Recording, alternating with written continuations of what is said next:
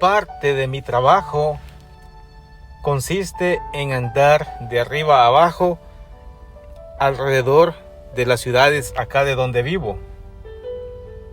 Y me toca ver muchas veces en las esquinas de las calles de la ciudad a personas que están allí pidiendo alguna ayuda de algún tipo, pidiendo como nosotros llamamos una limosna, pidiendo alguna ayuda en alimentación o en efectivo, como sea. Y he visto mucho la indiferencia de los conductores, de las personas, de los transeúntes, cuando ven a estas personas. Y lo digo porque me pasó a mí también. Antes, cuando yo no había entendido esto, mi opinión la primera sensación o idea que venía a mi cabeza es: ¿por qué no trabaja? Si vive en este país, tiene todo en regla a lo mejor, ¿y por qué no trabaja? Se ve que tiene edad para poder trabajar. Pero esa mentalidad poco a poco fue desapareciendo cuando fui descubriendo la voluntad y el verdadero mensaje detrás de esas personas, detrás de esas circunstancias que el Señor nos pone en el camino. Hay una parte en el Evangelio de San Mateo que a mí me encanta muchísimo, me encanta, y se encuentra precisamente en el capítulo 25 de San Mateo. Se puede leer todo el capítulo, es sobre el juicio de las naciones y empieza de esta forma. Dice: cuando el Hijo del Hombre llegue con majestad, acompañado de sus ángeles, se sentará en su trono de gloria, y todas las naciones serán reunidas en su presencia. Esos son los primeros 2 versículos, pero adelante en el versículo 34 hay una parte muy hermosa. Por supuesto hay que leer todo el capítulo para entender el contexto, pero yo me voy a esta parte donde dice: entonces el rey dirá a los de la derecha: vengan, benditos de mi Padre, a recibir el reino preparado para ustedes desde la creación del mundo. Porque tuve hambre y me dieron de comer, tuve sed y me dieron de beber, era emigrante y me recibieron, estaba desnudo y me vistieron, estaba enfermo y me visitaron, estaba encarcelado y me vinieron a ver. Palabra de Dios. Esa parte es lo que a mí me ha movido a compartir este mensaje con ustedes. Como les estaba comentando al principio, la primera sensación, la primera idea que me venía en la cabeza es: ¿por qué no trabaja? ¿Por qué no trabaja? A mí me cuesta mi trabajo. A mí me cuesta ganarme lo poquito que me gano, bajo el sol, bajo la lluvia, bajo presión de los jefes, bajo todo. Pero después, escuchando una enseñanza del Papa Francisco, me hizo meditar y comprender la dimensión de la opinión que yo tenía. Estamos acostumbrados a juzgar a todo aquel que está en situación, entre comillas, peor que nosotros, porque resulta de que a veces somos nosotros los que estamos peor que las otras personas. Y el Papa Francisco en un mensaje decía que a nosotros nadie nos envía a juzgar la condición, la situación, las circunstancias o las razones por las cuales una persona, un hermano, esté en la situación que se encuentra. Y poquito a poco me fui moviendo en esa dinámica, al punto de que llegamos incluso a enseñar a nuestros niños de que cuando se ve una persona en la calle, si tú puedes ayudar, ayúdala. Yo le decía a los niños: hijo, ayúdele, dele una monedita si tiene, o dele un $1 si lo tiene. Y ahora mis hijos, no es por hablar o poner a mi familia en un buen lugar, pero mis hijos ahora, cuando vamos manejando y vamos despacio, a veces a la salida de los centros comerciales, en los semáforos o en los altos en la ciudad, A veces nos encontramos con este tipo de personas.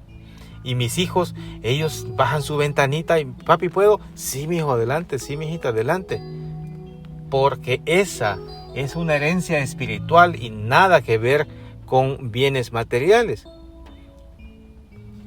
Y no puedo yo en ningún momento ponerme en contra de la voluntad de Dios. La voluntad de Dios es que esa persona se aparezca en mi camino para purificar mi corazón, para purificarme, ¿cómo se llama esta palabra?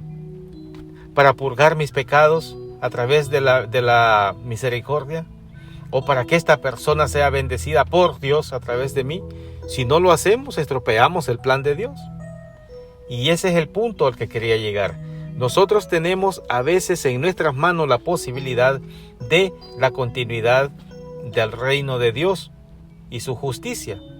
Pero nos quedamos con nuestra opinión mezquina, nuestra opinión que creemos que es la mejor, que es la más importante, pero obviamente es una voluntad a medias que está en contra de la suprema voluntad de nuestro Señor. ¿Qué me interesa a mí o qué le interesa a las otras personas si la persona que va a recibir esta ayuda lo va a utilizar para drogas, para alcohol, para lo que quiera? ¿Qué me interesa?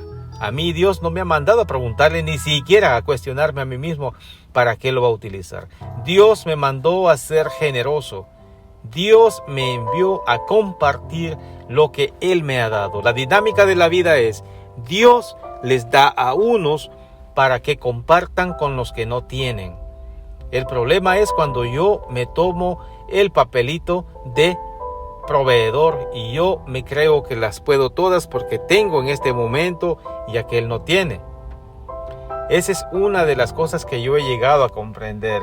Vengan benditos de mi Padre a recibir el reino preparado para ustedes desde la creación del mundo. Porque tuve hambre y me dieron de comer, sed y me dieron de beber.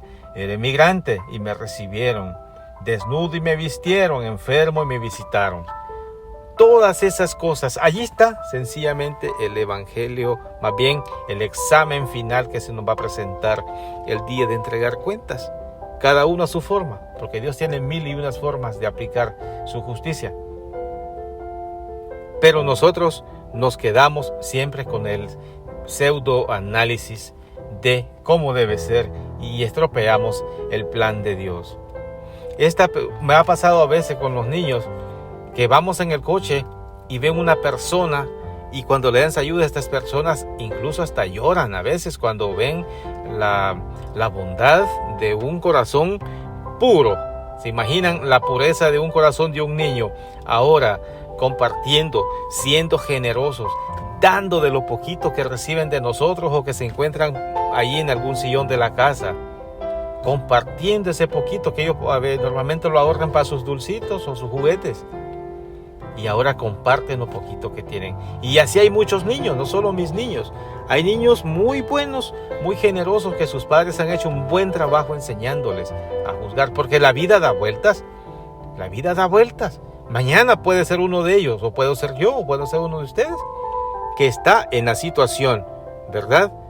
Por eso es que tenemos que ser generosos y comenzar a trabajar en el verdadero plan de Dios, en la verdadera voluntad de Dios, para que de esa forma seamos estos que aquí el Señor les está diciendo, vengan benditos de mi Padre. Más adelante el Señor dice a los otros, a los de la izquierda, apártense de mí, malditos, y vayan al fuego preparado para el diablo y sus ángeles, porque tuve hambre y no me dieron de comer, y todo lo que ya leímos, ¿verdad? Yo quiero ser de los primeros. Aunque mi vida es tremenda a veces, soy muy renegado, soy muy de poca voluntad, un poco flojo, un poco negligente, no perseverante. Yo quiero ser de esos. Y en la lucha diaria está la perfección. Y por eso es que tenemos que, a pesar de los pecados que cometemos, de los errores que cometemos a diario, a pesar de eso, a pesar del juicio implacable de otras personas que nos echan por tierra los poquitos o los pequeñitos pasos que damos, aún y a pesar de eso, hay que seguir adelante. Hay que seguir adelante, porque hay un camino grandísimo por recorrer. La vida no termina con la muerte física. Allí es solo el comienzo, se nos ha enseñado muchas veces. Así que un pequeño consejo, estimados hermanos, cuando veamos a esas personitas en la calle que están necesitando, si no tenemos, pues no, Dios conoce el corazón. Si no tenemos, pues no tenemos, ¿verdad? Y lo que mejor que podemos hacer, Señor, por favor envíale una persona que sí pueda ayudarle, porque yo ahorita ves que no puedo.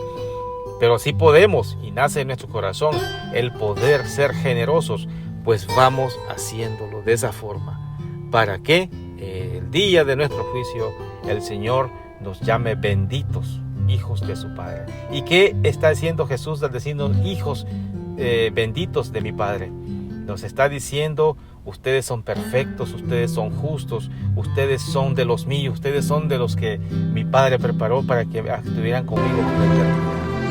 Así que los dejo con este mensaje y que el Señor Maestro bendiga bueno, todo hasta un próximo mensaje. ¿qué bien haré para que pueda tener la vida eterna? ¿Por qué me llamas bueno? Ninguno es bueno, sino Dios. Y si quieres vida eterna, guarda los mandamientos. ¿Cuáles? No matarás. No cometerás adulterio. No hurtarás. No dirás falso testimonio. Honra a tu padre y a tu madre. Y amarás a tu prójimo como a ti mismo. Todo esto lo he guardado desde mi juventud. ¿Qué más me falta? Una cosa te falta. Si quieres ser perfecto, anda, vende lo que tienes y da a los pobres, y tendrás tesoro en el cielo. Y ven, sígueme.